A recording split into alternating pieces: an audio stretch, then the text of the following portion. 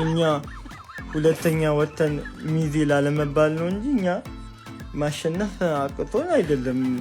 ምን ደግሞ 3 ነጥብ በሞላ 3 ነጥብ ደግሞ ያው የሚያሳዝነኝ አሁን ለማሸነፍ 24 ቀን መጠበቄ ነው። በቃ እንዲሁም ገና ካሁን እያሳዘነኝ ነበረ።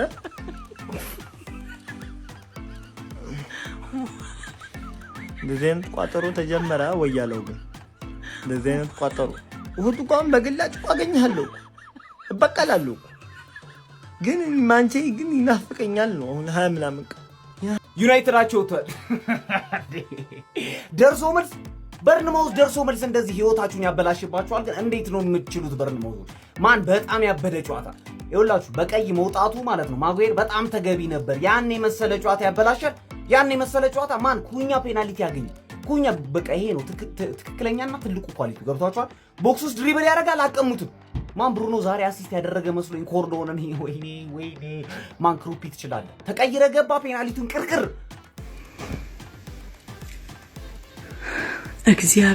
እግዚአብሔርን በኒውካስትሉ ሽንፈት እንደዚህ አልተቃጠልኩም። እርር ድብን ነው ያልኩት። ሴት ፒስ ኤፍሲ ሁለት እኩል ወጣችሁ። አንድ ግልጽ የሆነ ጥያቄ ነው የምጠይቅሽ። ግልጽ የሆነ ጥያቄ እኔ ነኝ 3ኛ ነው የምትወጪ ያልኩሽ። ጥምድ አድርጌሽ ልክ እንደ ዛሬ ከቀጠልን ነው ከቶፕ 4 ወጣሽ ቻምፒየንስ ሊግ ፉትቦል የምትፈልጊ ከሆነ ለምጠይቅሽ ጥያቄ ግልጽ እና አጭር የሆነ መልስ ነው የምፈልገው። ብዙ ኦቨር ስሜታዊ መሆን አያስፈልግም። ገባ አይደል? ማንቸስተር ዩናይትድን እያበሸኩኝ ነው የምኖረው አይደል? እያበሸኩኝ አማድ ላይ የተሰራው ፋውልና ማጓየር በሰራው ፋውል መሃል ያለው ልዩነት ምንድነው? እኛ ፔናልቲ የተከለከልንበት ምክንያት ምንድነው? በዛሬው ጨዋታ አንገታችንን ታንቀን ነው ነጥብ የጣልነው። የመላጣ ሰፈር ልጅ ዳኛው ነው ማኖር ዘማች ትችላለህ። ተናግሬያለሁ እኮ እኔ ምን አልኩኝ? ትርፍዬዎች ወተት በጊዜ አዘጋጁ። በበዓል ቀን ለእናንተ አይሆንም። አውቃለሁ ቀኑን። ወይ አቻ ነው ወይ ሽንፈት ነው። ከዛ የዘለለ ምንም አታመጭም እኮ አልኩሽ እኮ ቪዲዮ ሰርቼ። እኔን ብትሰሙ አረፋችሁ ብተኙ ይሻላችሁ ነበረ። ወይ ሰርታል ጀምሮ በእውነት አፉ በሉ። 20 ምናምን ቀን በኋላ ነው ከዚህ በኋላ የምናየው ምናምን ማል ሜዳው ዜሮ ማለት ኮቢ ማይኑ ካሲሜሮ ዳሎት የሚባለውን ታያለ። በዚህ ደግሞ ሴኔጋምስ ብሩኖ ፈርናንዴዝ ማቲያስ ኩኛ የሆኑ ሰዎች ማለት ነው። እግዚአብሔር ይመስገን። ለምንድን ነው ኩኛን ያስወጣው? አማድ ዲያሎን አስወጥተ ከምንም ተነስቶ ጎል ማስቆጠር የሚችለውን ማቲያስ ኩኛን ሜዳ ላይ አታቆየውም ነበር? ለምንድን ነው ያስወጣው? እግዚአብሔርን በጣም ስህተት ነው ይሄ። ቅያር ራሱ ኮቢ ማይኑ ማለት ነው። ይሄን 2-3 ጌም ጭራሽ የለም ጭራሽ ማለት ነው። እግዚአብሔር አረ ካላንደር ሲዘጋ ተቋማ ስራ የሚያቆም መስሎች ነበር አይደለ? እኛ 24 ሰዓት ስራችን ላይ ነን ነው ምለ ምድረ ቅሪላ ሁላ እግዚአብሔር እኔ ምን እንደምላችሁ አላውቅም፣ ግን ማለት ነው እግዚአብሔር አንተ ያገልጣችሁ የአማድ ማለት ነው ፔናልቲ አሁን አያሰጥም። ለምን ዳኛው ለምን አብሮ አይጫወትም? እግዚአብሔር የምሬን ነው። ምን አይነት ይበስበስጥም ቢሆን ዳኝነት ነው። እባካችሁ ዛሬ አርሰናል ደጋፊዎች ተውን፣ በቃ ተውን። ከ24 ቀን በኋላ ነው ካሁን በኋላ የምንጫወት። በቃ በዓል ነው ዛሬ አይደል? ኢድ ነው አይደል? ተፍታቱ በቃ እግዚአብሔርን ፍቱንኛል። ማንቸስተር ዩናይትድ ዛሬ አቻ አልወጣም፣ አሸንፏል። በሳምንት አንዴ እየተጫወትክ በሙሉ ፊትነስ ላይ ሱስ ውስጥ ሳይገቡ ተጫዋቾቹ በሙሉ ፊትነስ ላይ መገኘታቸው ራሱ ትልቅ አሸናፊነት ነው። ይሄ እንዴ ጭራሽ በቀይ ወተባቸው ማጉየር ምናምን ሁለታቸው በጣም አሪፍ ውጤት ዛሬ ንጉሳውያን አሸንፈው ነው የወጡት። እንደኔ ማለት ነው። ሶስተኛውን የምንጨርሰው እኛ ነን። ቦታውን ለቀቅ ታደርጓለህ ሁሌም ማለት ነው። ሰይጣን በሚፍታታበት ሰዓት አንድ ቀን ተሳክቶልኝ አያውቅም። የ5 ሰዓት ጨዋታ ተሳክቶልኝ አያውቅም። አመቱ ሙሉ ማንቸስተር ዩናይትድ የምሽት የ5 ሰዓት ጨዋታ ተጫውቶ አንድ ቀን እኔ ተደስቼ ቪዲዮ ሰርቼ አላውቅም። ከዚህ በኋላ ከ23 ቀን በኋላ ነው የምናያችሁ። እንደዚህ ነው። እሺ ጎረቤቴ ከበርንማውዝ ጋር ተጫውታ 2-2 አቻ ተለያይታለች። ካሁን በኋላ ከ24 ቀን በኋላ ነው የምትጫወተውና ከባድ ይመስለኛል። ለማንኛውም ሃሪ ማጉየር ቀይ አግኝቷል። አይ ቲንክ ያው ያስፈልጋጊ አይመስለኝም። ትንሽ ግን ጨከን ያለበት ይመስለኛል። ቢሆንም ግን ተሰጥቷል። እኛ ላይም እንደዚህ ነው ሲሰጥ የሚለው ምንም ማድረግ አይቻልም። አይ ቲንክ የዩናይትድ ድጋፊ በቀዩ ሊያማርር ይችላል። ካቻምናው ህመም ያምናው በሽታይ ተቀሰቀሰብኝ ዛሬም ትዝታይ አቅሌን ስሰበስብ አደቤን ስገዛው ምንጩ አይዘነጋኝ ዞሬ ዞሬ ከዚያው እኔ ሲጀመር ይሄ ጄሚና የሚሉት ጠንቋይ ግምቱን እኮ ነግሮኛል። አቻ ማንቸስተር ተከታታይ ጨዋታ ያሸንፋል ነጥብ አይጥልም ግን አቻ ይወጣል ሲል መገመት ነበረብኝ። መጥፎ አይደለም ግን መጥፎ ነው። ገብተህ አንደርስታንድ አድርገኛል ስለ ለማንቼ ማለት ስለ የአማድ እንኳን ፔናልቲ አይደለም ብሎ የማጉዌርን ያን እንደዛ መስጠቱ ስለ ፔናልቲ ነው እኮ ግን ዳይሬክት ቀይ ካርድ መስጠቱ ነው ለዚህ ጨዋታ ውጤት እንትን ያለባቸው የነበረው። የእንግሊዝ ነገር የዳኛ ነገር ተውት ግን መጥፎ አይመስለኝም። አሪፍ ውጤት ከሜዳችሁ ውጪ 1 ነጥብ ይዞ መውጣት እኮ ትልቅ ነገር እኮ ነው።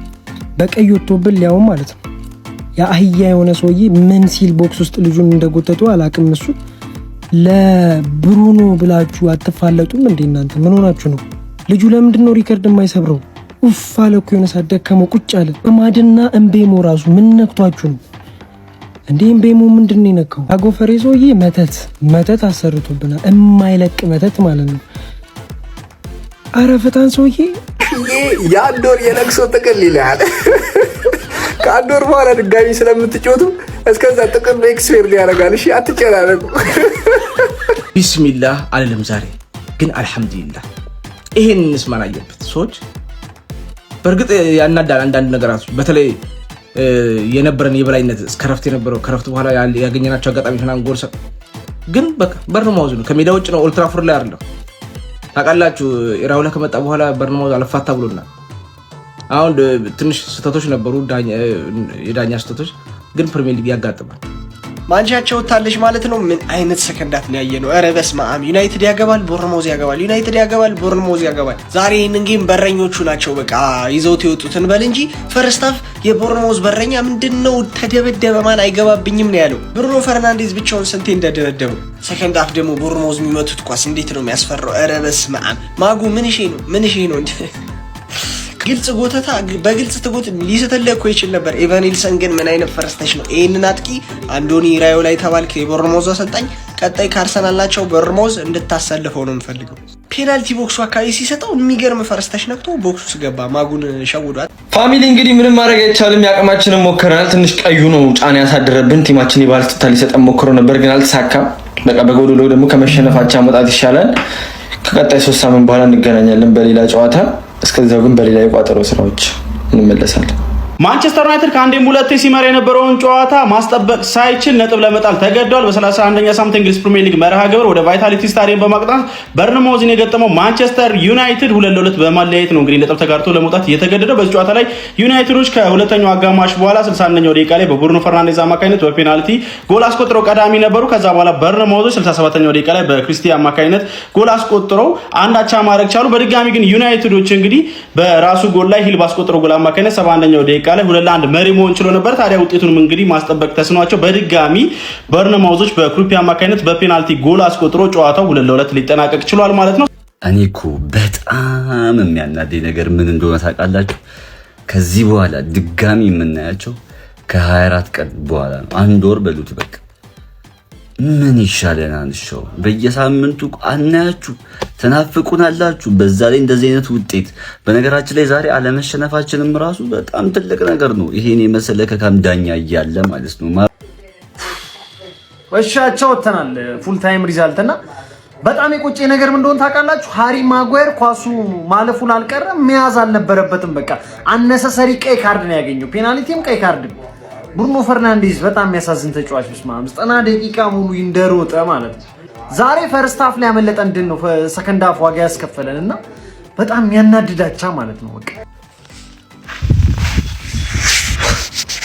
ከባለፈው ድራማ የሚቀጥል የመሰለ ጨዋታ ባለፈው 4-1 ኦልድ ትራፎርድ ላይ ዛሬ 2-1 ቫይታሊቲ ላይ ተጠናቋል። ስቱዋርት አትዌል ገብቼ እድሜውን ቼክ አደረኩኝ ጡረታ መውጣት ካለበት ብዬ ግን 43 ዓመቱ ነው። ፕሪሚየር ሊግ ላይ ዳኛ ማሸነፍ አለ